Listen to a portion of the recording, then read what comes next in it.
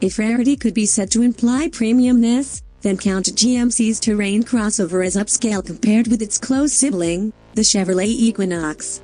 Since the Terrain nameplate was introduced in 2010, GMC has sold 700,000 examples of its compact SUV, while Chevrolet has sold more than 2 million Equinoxes since 2005, as long as you don't count a 5-year head start as cheating.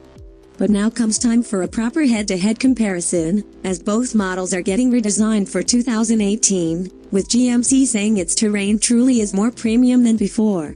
We'll need to drive and experience the Terrain in the real world to see if that claim bears out, but on paper, the GMC seems to pack the right mix of equipment and aesthetics to qualify as a step above the 2018 Equinox.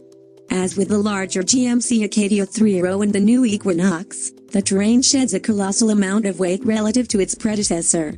Using GMC's specifications, as opposed to our scales, since we haven't yet weighed the new model, the lightest version of this 2018 Terrain is 465 pounds lighter than the lightest version of the outgoing model.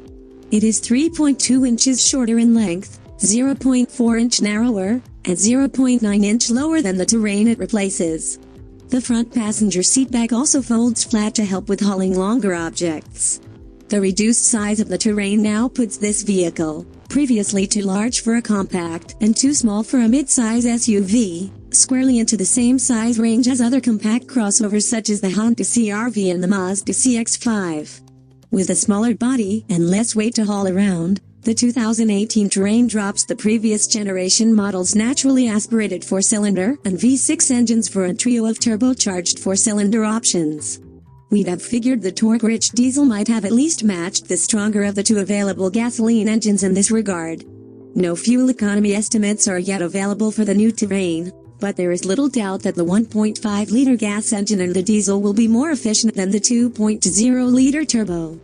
Perhaps GMC was aiming to provide similar driving ranges per tank for both iterations, or maybe it hoped to save a little weight with the front drive models to boost their forthcoming EPA fuel economy numbers.